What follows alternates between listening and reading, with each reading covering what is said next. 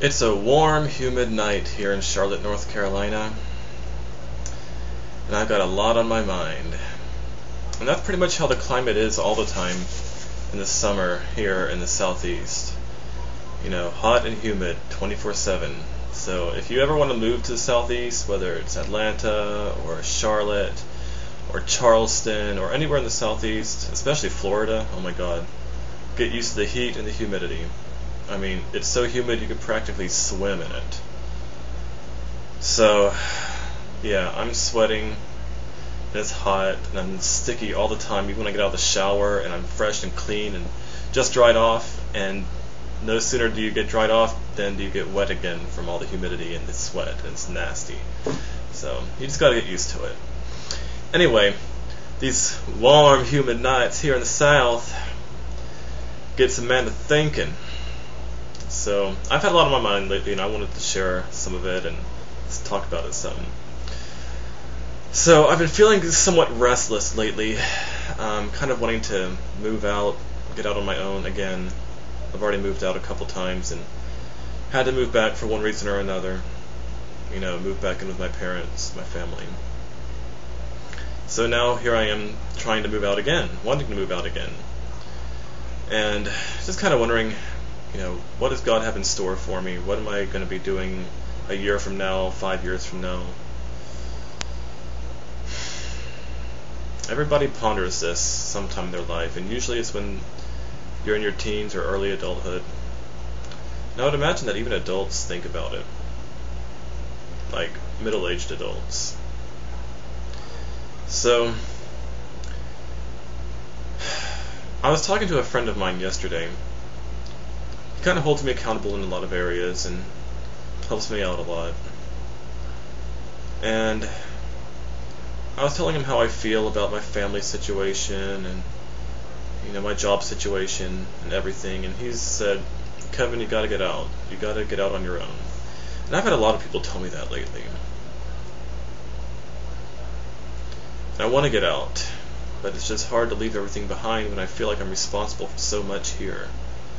But I can't let my responsibilities at home and family hold me back from fulfilling my destiny, hold me back from fulfilling my life and becoming somebody. And I gotta say, this is something that I've learned in the last 6 years or so of being a Christian. You can't let society and culture pull you down, and you can't let other people stop you from obeying the Lord. You know, if you know that God has called you to do something, or to be something, or to be somebody, or to do something, or to say something, even if it's culturally inappropriate or uncommon, go ahead and do it. If you have something driving in your heart, and it's something good, it's not something that's just destructive to everybody. If it's something that's constructive and that's helpful and is going to make you something great, and you know it's from God and you know it's in your heart, but maybe like the culture disapproves of it or society frowns upon it, you know, screw culture and society. Go ahead and do it. It doesn't matter what it is. If it's something small like giving somebody a hug or a handshake, you know, unless his or her spouse is right next to you and you know that they don't like that, you know, go ahead and do it. If it doesn't get anybody hurt or in trouble, do it. And don't worry about what society says or what culture dictates. That goes for people who are, you know, trying to find a job. You know, maybe your parents always wanted you to be a doctor or a lawyer, but you want to be a professional dancer or a chef or whatever. You have to, you got to do what is right. I don't mean to dishonor your parents or, you know, stab them in the back or whatever, to shame them. That's not the point. The point is you doing what you need to do to be who you were made to be. And if it's something little, like, you know, if in my life something little has been, you know, giving a guy a hug in a non-sexual way, you know, that has helped me and that has helped other people, that has blessed them and made them feel loved and accepted and cared for. And even though somebody might look at me weird because they might think I'm gay or think the other person is gay, you just got to say, you know what, screw you. I'm gonna give my brother a hug because I love him and we're friends and we care about each other. And I don't care what you say. I don't care what you think. I don't care if you think I'm gay. And if you're a Christian, it's not going to ruin your witness. For God's sake, just because somebody says you're gay does not mean that's going to ruin your witness as a Christian. I'm tired of people saying it. I'm tired of Christians saying, oh, I can't do this because, it might make me look like a bad Christian. I can't go into a bar because somebody might see me and think I'm a bad Christian because I'm getting drunk or whatever. Who cares? Who cares? Your life is about more. Your Christian life, your Christianity is about more than following the rules and laws of society and culture. I'm not saying to do something destructive or to do something stupid like pick up a prostitute because you think it's okay and nobody cares and you're not held under law but under grace and God's kingdom. I'm not saying that. That's stupid. That's an abuse of God's grace. But I'm saying,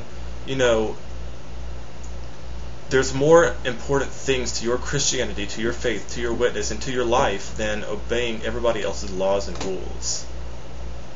So that's what I've been thinking about. I've been thinking that I've got a lot in me that I really just want to go ahead and do and become, and I want to travel the country and whatever. And even though I may not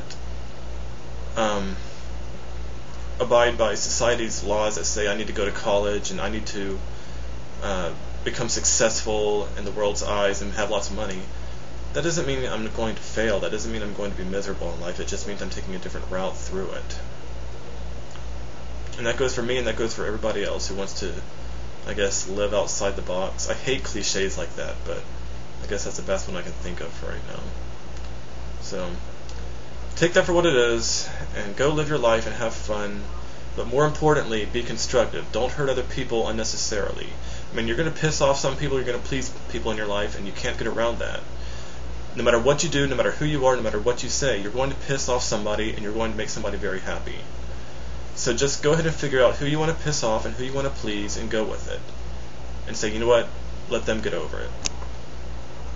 I'm not saying it be irresponsible and immature and selfish and greedy and whatever, or stupid or ignorant. But I'm saying you got to figure out what battles you want to fight and what sacrifices are necessary to make. So I thought this might erupt into some interesting discussion. So get back to me on that. Alright? Love ya. Bye.